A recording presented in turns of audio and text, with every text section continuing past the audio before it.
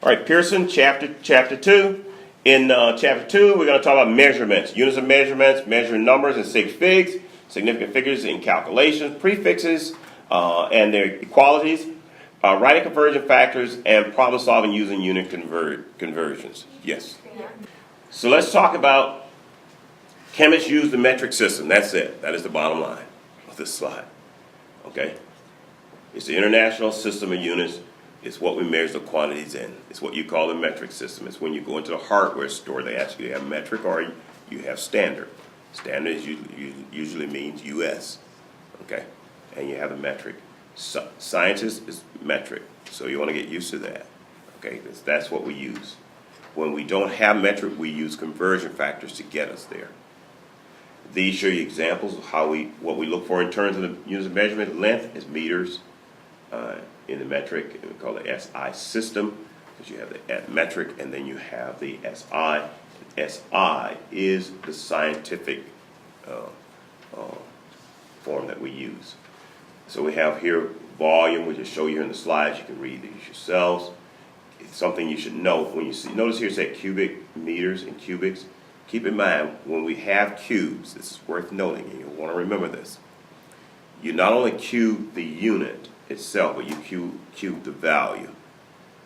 But oftentimes this value will be a 1, and that kind of goes missing. Cubing 1 is still 1. Okay? But for example, if it were 2.54 centimeters and you wanted centimeters cubed, you would say 2.54 times 2.54 times 2.54. You would calculate that. How many sig figs should your answer be in? It should be what? 3. Does everyone follow? Because you multiply what? 2.54, which has 3 sig figs. Your calculated answer is going to have a lot more decimals than that. You would then round to 3 sig figs. Does everyone follow? Each time you do scientific calculation, you want to think sig figs. Okay? And you now know how to do those. We taught you that in a separate math session, which is not in this recording. Temperature, Celsius, and Kelvin, seconds and seconds here. Length measured in units of meters. Here's what important to note when it comes to measuring. Measure to the mark, guess after the mark. Got it? So you measure to the mark, then you guess after the mark. So in all of your measurements, you must record a guessed value.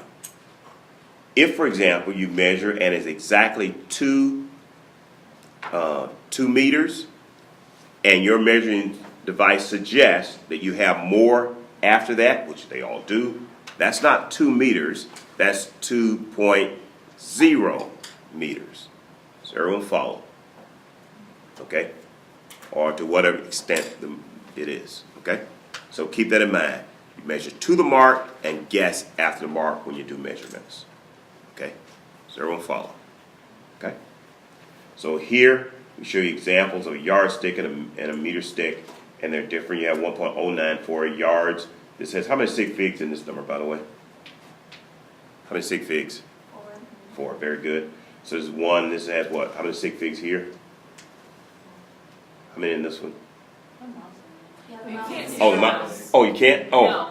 I apologize. How about here? 4. Thank you. How many in this one? 1. Very good. So you know how to count sig figs. We're good to go. All right. And so here, if we had cubic centimeters, we would say 2.54 times 2.54 times 2.54. So everyone follow. And it would be centimeters cubed. And you would round that number to how many sig figs? 3. Okay? Very good. Here, volume, we show you this. We're not going to belabor this. Okay? So in units of what? Meters cubed. We have meters cubed. You'll also see centimeters cubed used as well. You have liters, milliliters. Here we are, centimeters cubed, or same mils. These are all conversion factors that we convert these volumes. Okay, we're okay there with that? Here are our mass. Okay. It's in units of grams and kilograms. Again, the math for this we've done in a separate session, which is not in this recording. Okay. So we put it on balance. Now, mass is not the same as how much. Okay, it's not your weight. Okay, weight is influenced by gravity. Okay, so you weigh less in Denver than you weigh here. So you want to lose a little weight right away, just move up to Denver. Okay. Okay.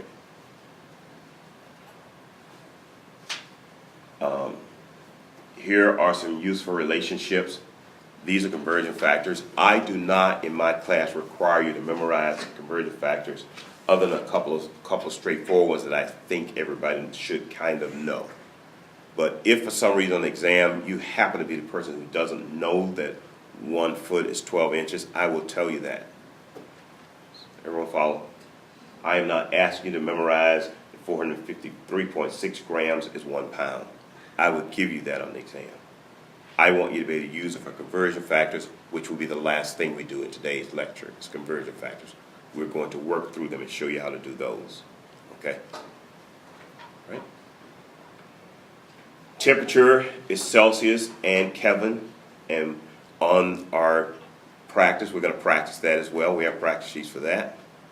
And we'll do that in a separate math session after we finish this part. So these are important things for you to know. So for example, multiple choice would be, you'd have these on the exam, you'd have Celsius, K, F, and perhaps some other one. And we'd ask you which one is SI. Similar here, you'd have to know which one is SI and metric, which is SI and metric. Okay, you'd have pounds and grams, and you'd have to know grams. Okay, here we'd have quarts and milliliters. You'd have to know milliliters. And here we have meters, and we have yards and inches, and you'd have to know meters. Okay, and I typically ask you which one's metric or SI. Okay, I don't ask you which one's standard. Okay. Time is seconds. Okay, that's what we try to get to, seconds. And here's why. The time is based on an atomic clock, and it measures in units of seconds in both the metric and SI system. So they both use it. Okay. Here, this shows you an example of what I was telling you earlier. You measure to the mark, and you guess after the mark. So this is 4.5 because it's 4. And it's after that, this is a guess because there are no markings. Okay. So you measure to the mark. For example, if there was a half mark here on all of these, then that tells my accuracy is to what, a half mark. So this would be 4.50 if I had a marking there. Does everyone follow that? The marking tells you how accurate. And you guys that do construction and things of that, you know this as well as I do. Okay, if you're in the garment industry, you know it with measuring hat sizes and everything. Here's in centimeters. So notice here, this is 4.55 because of the markings. Measure to the mark, guess after the mark. So always measure to the mark, record that number, then guess after the mark. Here we show you, here this is 3, okay? And we say, boy, this is kind of, so this is 3.0. And actually, in some cases, it tends to be somewhat ambiguous in some cases, so you could get clarification on this. Particularly, typically, this would be 3.0. Because it's telling you it's right on the 3. Okay. You know how to do sig figs, don't you? We're not going to go through these. Okay, so you see I strike here. I got 3, nothing to strike here, nothing to strike here. There's an error in his textbook. I corrected it. I'll send him. I'll send a letter to the editor, of course. Here, notice there's 3 here. Why 3 here is because we put the decimal. Decimal tells you to count it. When you want to count your zeros, you put a decimal after. Does everyone follow that? So if I tell you I have 200 and it has 300 sig figs, you look for the one with the decimal. If I put a 0 after that, that's not 3 sig figs. That's what? 4 now. Okay? So this is one you want to circle on your notes and watch for. There's a decimal, okay, when you want to tell them to count these, okay? The other way that's done is not used that often anymore. A bar would go over it to tell you to count them. Here, you know the sig figs. You know how to do these now. Now you can see the value in doing it our way. First, to get it over with right. So you see here, you strike, you got the 3. Hopefully by now you guys can just glance at it and know it now, right? And that's what I wanted to get you to. So we're not going to go through these. You know you don't worry about this part. 5 sig figs. Okay. Exact numbers, very important. This is a concept that you want to make sure you catch because you will have questions about this, and I always like to ask these on my exams.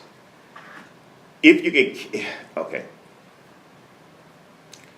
If you can count it, okay, exact numbers are not measured. They do not have limited number of significant figures, and they do not affect the number of significant figures in the calculation. Okay? That's why molar ratios are exact numbers. So they don't affect anything in terms of when you do the sig figs. They're just there. Okay? They just help you to multiply it. I have 8 bottles, and the length of the bottles are 2.5 centimeters. That's really small bottles, right? They're vials, right? So the 8 doesn't matter. It's the 2.54 that matters because 8 is an exact number. So there are 8 people in the room. That's an exact number. Okay. The football field is 100 yards. That's an inexact number. You measure it. If you measured it you have to measure to get the answer. It's an inexact number. Get it? All right. My waist size is whatever it is 42. Okay. At least that's the lie I'm telling today. It's 42. All right. That's an inexact number. Depending on the day of the week, yeah, it's really inexact. Okay. If you measure it, it's inexact. Okay. I'm 5'9". Another lie I tell. Right. That's what inexact number. Right. Okay. There are 3 anatomical males in the room. Assumptions. I apologize for assumptions. Right. So that's an exact number. There are 5 cars in the parking lot. That's an exact number. Okay. The swimming pool holds 20 gallons. Well, you know it holds a lot more than that. The bathtub holds 20 gallons. Or your jacuzzi, 20 gallons. Or whatever number of gallons are in there. That's inexact because you measure it. Okay. Does everyone follow? All right.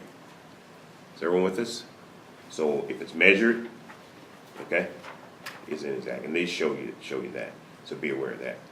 Rounding off, we've already been doing that, right? Okay, we practiced that during the math session. So here are the rules that we're using. We're going to hold these sets of rules, regardless of what rules you learn otherwise. These are rules we'll hold you accountable for in here. Okay, you may be in some other areas where these rules may vary. Be aware of that. Okay, but typically these are the ones we hold to. If the last digit be dropped to 4 or less, then the digit that follows it simply drops out of calculation. You know that. And here, the digits drop out. We've already practiced that on your practice sheets. So, rounding off sig figs, same thing. We've practiced it already on the sheets.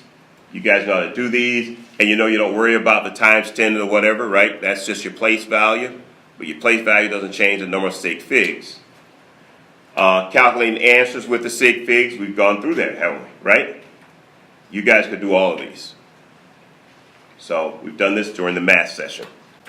So we've done those during the math session. We won't be repeating it now. Same thing here. We've already done these. So you now know how to do them. And hopefully now you see the value in doing them first. Otherwise, you're trying to memorize a bunch of rules that that you can't grasp. You know how to do them, and that's the important thing. Okay? Prefixes. You'll want to memorize. This is simple memorization. That's it. There's nothing else I can tell you magic about these. You simply have to memorize them. Okay, I don't have any fancy ways of doing that. Find your own way. Put them on your game gear, go out on a date, have one of the romantic nights, say, "Hun, please read these prefixes to me." That's romance, I'm telling you. Yeah. So you just got to memorize them, folks. Nothing else I can tell you about these. Okay? This is what they mean. So 10 to 15, etc. I do expect you, to memorize them. Okay? So I'm not going to, we're okay. I'm not going to belabor this point on things that we don't, I'm not going to tell you anything magic about this. This is memorization. Okay? And 10 and 15, you now know this because through the math session, right? You know how many mathematical moves, how many mathematical steps, how many zeros are in these numbers now, don't we? Okay? You get it? Same thing here. We have to memorize them. Now, most scientists, and I certainly do this, when there's a decimal, we'll put a 0 in front of it. More times than not. So if you're in my class, you're going to see a 0 in it. Excuse me. Hold on. Here, we just went over this. This is the same thing. Does everyone follow? We're okay? Pace is still okay? This is simply you got to memorize these digits. And this is reinforcing that memorization. So we're not going to belabor that point. And again, you practice through it in the math session. Here, volume is very important. The cubic centimeter is the volume of a cube with a density of 1 centimeter times 1 centimeter times 1 centimeter. If you multiply 3 units, you must have centimeter cube. And 1 times 1 times 1 is 1. Okay? And that is the volume in a syringe. And so, we write these. You'd have a cube, and it shows you here, would have 1,000 centimeters cubed, 1 liter. So this shows you where we get this from. 10 by 10 by 10. Okay? A cube measures 1 centimeter. So here we have the 1, 1, 1 to give you 1 centimeter cube, or 1 cc, or 1 milliliter. Typically these are on the labels anymore. Okay? This is where it comes from. So if you hear volume, volume must say cubed if it's in the SI or metric system. It's going to be cubed. Get it? So you'll know that. Okay? Area is square. Okay. Here, it shows you these are all the same units. You can read the slides there. We're okay. Measure mass. 1 kg is 1,000 grams. Okay. 1 times 10 to the 3. How do you know that? Because how many sig figs are in this? Oh, bet the mouse isn't there again.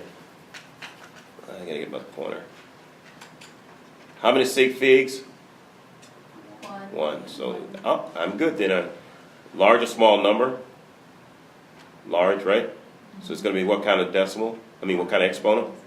Positive. Yep. And typically we don't write the positive. You know that, right? Yeah. I write them here for teaching purposes. Okay, good. And so same here, so we're good, right? And you have to memorize these units. You'll have them by tomorrow, I'm sure. Same thing here.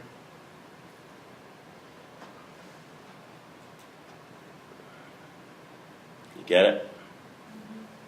You can read the values. And this is what's been happening with those silly labels on your containers at the supermarket. These have all been conversion factors. You have been looking at conversion factors already. You already know about them. You ask about them. You call home and you ask, is this a better buy? Okay? Per dollar. So you go through the calculations, and you go through it because of conversion factors. And we're going to show you how to use those conversion factors this morning. We're still okay? Everybody okay? Hang a little bit? Okay, good. These are all conversion factors. Remember I told you I would give you the conversion factors? So I'm not asking you to memorize these. I'm just introducing you to tell you there are conversion factors. When you have miles per hour, guess what? That is a conversion factor. It tells you 60 miles per hour means 60 miles in 1 hour. So if I drive 2 hours, I can go 120 miles. Okay? So if I want to get there faster, I can drive 120 miles per hour and get there in half the time. Follow? These are all conversion factors, but you can do them in your head, but I'm going to show you how to do them on paper. Okay? These are all conversion factors. Okay?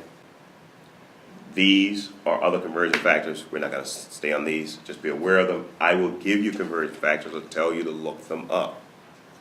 Okay? But do you understand their ratios? Okay? Per simply means divided by. So miles per hour means miles divided by hours. Grams per mole means grams divided by moles. Okay? People per house means people divided by house. That's what the per means. So when we see an equal sign here, you can simply take the equal sign. When we see an equal sign, you can simply take the equal sign and turn it sideways here, put a slash. So that's 100, that's 1 kg slash 1,000 meters. Follow? So it's always this divided by that, or that divided by this when we see the equal sign. That is your conversion factor each time. So when you see the equal, just simply slash there, mean divided by. Does everyone see that? Always slash the other way and say this divided by that. That's what conversion factors are. They are ratios. Okay? And each time you see an equal sign, it means you can take the first one divided by the second one, or the second one divided by the first one as your conversion factor, and you will be doing that. So everyone follow that. Okay? So keep that in mind. So we have 1 quart divided by 4 cups. We have 946.4 mils divided by 1 quart. We have 1.057 quarts divided by 1 liter. You can do it either way. That's what a conversion factor is. Does everyone see that? Every time we have equal, you can divide the first by the second or the second by the first. Okay? You will learn in here how to know when to do which. Okay? That's how we do conversion factors. Here we show it to you. You have this over this or this over this. If it's a legal or permitted ratio or permitted relationship, then you can write it. Does everyone see this? But okay. We will practice it. Area is length times length. So say area, it's got to be squared. You say volume, it has to be cubed. That's straightforward. Okay. To square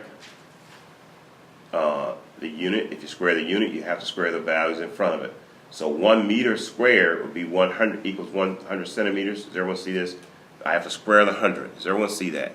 Make sure you square the values. Don't just write the square and say, well, I didn't know how to square it. You have to square the values. Okay?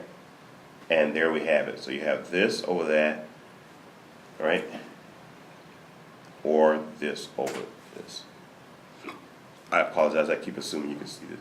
So here we have 500 milligrams of vitamin C per 1 tablet. So if I have 2 tablets, I have what? 1,000 milligrams. You get it? If I have 3, I have 1,500 milligrams per tablet in 1 tablet. So 1 tablet equals 500 milligrams of vitamin C. So I can have 500 milligrams vitamin C over 1 tablet, or 1 tablet over that. 1 tablet per, the line is per 500 milligrams of vitamin C.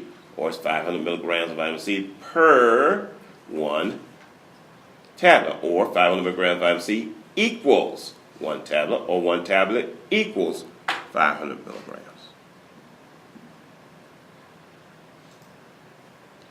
Body fat, you now know how to do this, don't you? Percentages. We treat all percentages, we've done this already, right? We treat all percentages the same. We don't care the percentage of what. So it's 18 over 100, so it's 18%. Okay? Don't second guess how to do this. You know how to do this already. Okay? You don't care what setting it's in. Okay? Or how it's being applied. The process is still the same.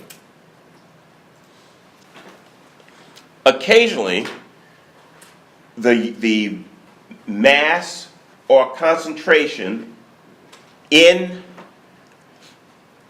a total formulation will be so small that scientists like to talk about it what's called part per million or part per billion. When you see part per million and part per billion, that means it's very, very small. Okay? Get it? That's what it means. Part per million or part per billion. For example, in your cell phone, part per billion, I forget, it's something like 3 part per billion of an impurity would throw it off. It's like really, really small. It's the equivalent of 3 grains of sand, so I'm wrong on 3, it's more than that. It's the equivalent of 3 grains of sand in a wheelbarrow would throw your cell phone off.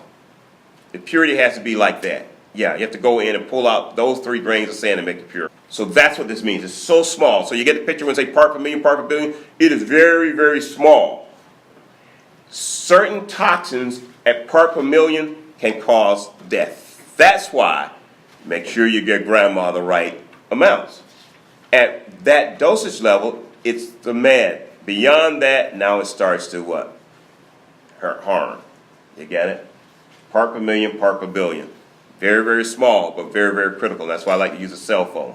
As soon as you touch the cell phone, yeah, I mean, you want your signal, you want to get there, right? Yeah, it's just how it is. You don't want, okay? So it has to be extremely pure. Similar with meds. Some of them have to be that in the part per million, part per billion in terms of the purity. And that's very important. So be aware that you will work with these values as you go throughout the semester. By the way, Chapter 1 and Chapter 2 introduce you to concepts that will repeat in the other chapters. Here's an example. For example, the maximum amount of lead allowed in the U.S. Food Drug Administration is 2 parts per million. This is why you don't allow your kids to lick paint or lick the toy that's been soldered. Because that small concentration at their body weight can be extremely toxic. So 2 grams of lead equals 1 gram of glaze, 1 kilogram of glaze. So you have to be aware of that, these concentrations, and these are the conversions. So here we have 2 milligrams is measured. It has one significant figure for 1 kilogram is an exact number. So I have 1 kilo, that's what I have, right? Okay? And 2 milligrams. So this is very important. So part per million, the take-home message is very, very small. Here, 1 tablet here has 40 milligrams. How many sig figs in this 40, by the way? Very good. That means you got it. Why did you say 2? The decimal dictated it. If no decimal, how many would it be? You got it. So we won't belabor the point. And here we show you again examples, and these are conversions, and we're going to do these conversions before we leave this morning. Got it? We're going to pause from this part, and we're going to go back into a math session that we'll pause, and we'll go into a math session where we work through these. Okay? And we'll do the same way we did the others, and you'll get it. So this shows it to you. I'm going to come to this in the math session. Okay? So we'll come back to that. Density. Okay. Substance has higher density particles are closely packed together. Low density, they're not, they're further apart. Okay? Metals such as gold and lead have higher density because the atoms are packed closely together. That is a concept I want you to hold on to. This concept, note this one on your slide, is a kind of multiple choice question I would ask. Okay? All right? Closer packed, higher density. Less packed, lower density. Okay. Low density polyethylene, you stretch it, you make cleaner bags like laundry. You get your dry cleaning bags, or supermarket bags, or you get high density, which is milk jugs.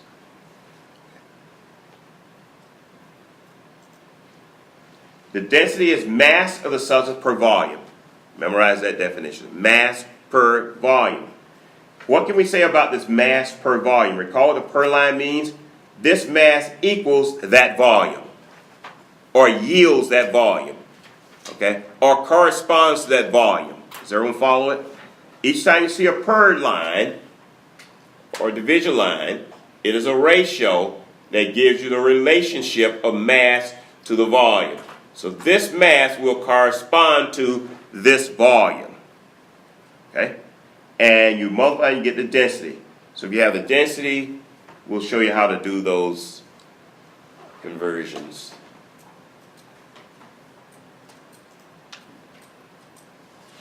Here, we show you the unit in gram per centimeter cube or gram per mil.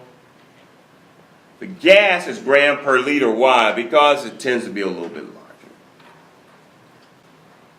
Here we just show you some difference in the densities, just to give you an idea.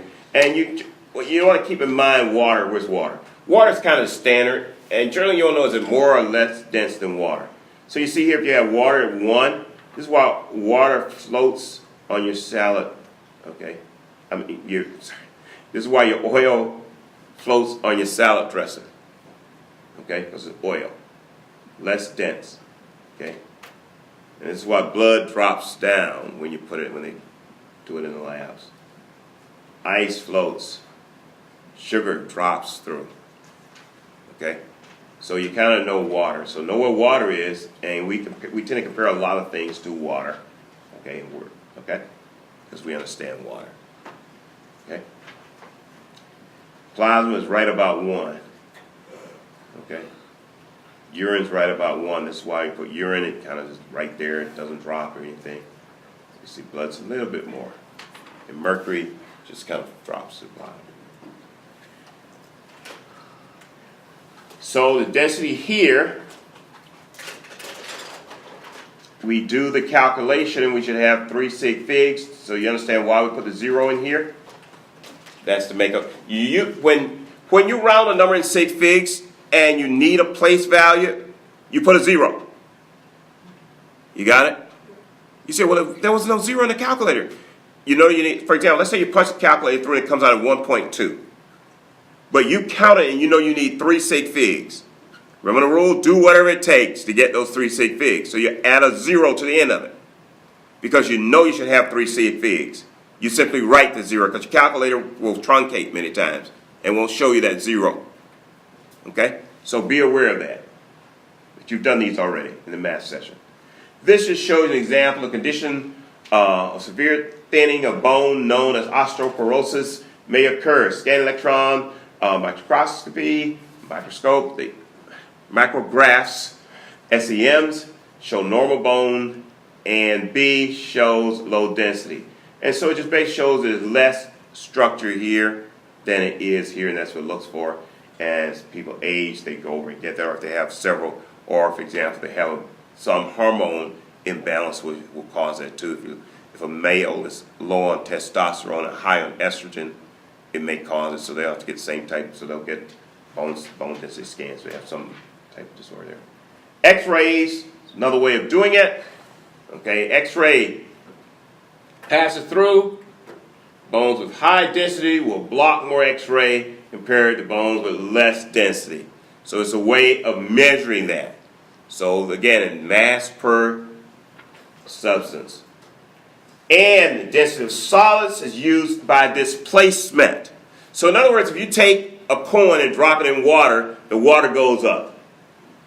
The amount that it displaced tells you the volume of water that material will occupy. You understand it? So if I put a rock in my cup of tea or my glass of water, the water level rises. If you measure that rise, that tells you how much water that rock displaced. If you know the mass of that rock, you can say the mass per volume, therefore you know the density. Get it? And we do those experiments in the lab by putting a solid in a graduated cylinder. The water level rises. We measure that rise. You know how to measure the rise, right? Just the difference. Right? You take that metal material and you put it on the balance and you get a mass. And you take mass per volume. You get it? That mass equals that volume or is associated with that volume. So the ratio is mass per volume. You punch the number through with the right number of sig figs and you now have the density, which is what we show you here. In the figure below, the water level rises 35.5 mils to 40 rises from 35.5 to 45.0 mils after the zinc object is added. So the rise is how much? 0.5? Is everyone's? Yeah, 0.5? So its volume is what? 0.5 mils or 0.5 cc's or 0.5 centimeters cubed. Okay?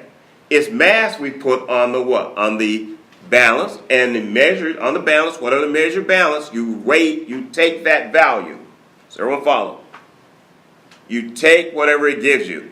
And on that balance, they had 68.60 grams. Or your professor said, weigh it to 2 decimals or 3 decimals. They take all the values. So we take these and we divide it. And why do we have 2 sig figs in the end? Everybody know why? 2 sig figs. And you guys are good at sig figs now. So this is a piece of cake for you to do this. Okay? And therefore you have 2 sig figs. There's your answer. So you have to ask, and typically you would ask, how far should I round it? The answer here is sig figs. If you ask me in the lab, what are we rounding to? The answer is sig figs. Okay? Specific gravity. Specific gravity is often confused with density. It is not density, although on occasion it will appear to be that way. But they're not the same. Important to know. Specific gravity is a relationship between the density of the substance and the density of water. It is a relationship of the densities to densities. You get it? Density is a relationship of mass to volume. Specific gravity is a relationship of density to density of water. Specific gravity is calculated by dividing the density of substance by the density of water, which is 1 gram per mil at 4 degrees C. And we typically say that's what we use. Okay? So we would take the density of the substance as obtained on the last slide. We would take this density and we would divide it by 1. And voila, the numbers come out to be the same, but it's reported now as what? Specific gravity, not as density. Okay? Even if the values are the same, you report it as the specific gravity, not as the density.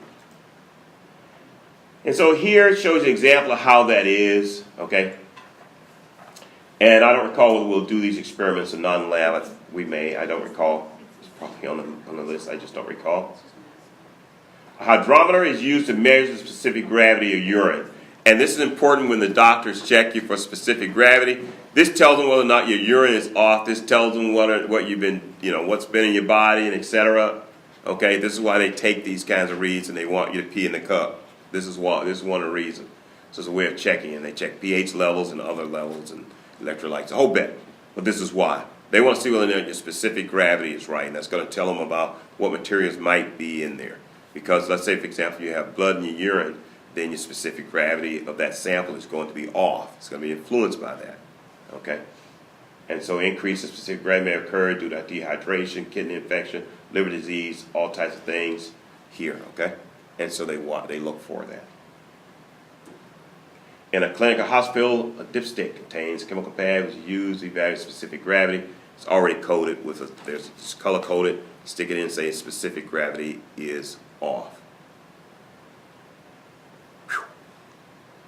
You survived chapter 1.